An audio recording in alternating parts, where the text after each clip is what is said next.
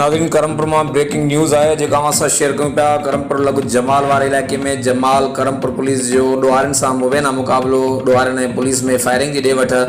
Police एक ॾोहारी के ज़ख्मी हालत में गिरफ्तार करने की दावा कई है। बे तरफ़ पुलिस ज़ख्मी ॾोहारी के इलाज लाइ क्रमपुर अस्पताल मुंतकिल किया है।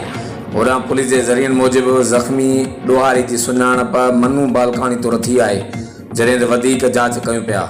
नाज़रीन ब्रेकिंग न्यूज़ है जो असां शेयर कयूं पिया। क्रमपुर लॻ जमाल वारे इलाइक़े में जमाल क्रमपुर पुलिस जो ॾोहारनि सां मुबेना मुक़ाबलो। पुलिस ऐं ॾोहारनि में फायरिंग की ॾे वठ। पुलिस एक ॾोहारी के ज़ख्मी हालत में गिरफ्तार करने की दावा कई है, जॾहिं त पुलिस पारां गिरफ्तार कयल ज़ख्मी ॾोहारी के इलाज लाइ क्रमपुर अस्पताल मुंतकिल किया वियो आहे।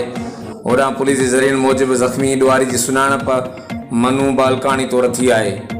पुलिस मूजिब वधीक वाक़े की जांच करे रहिया आहिनि।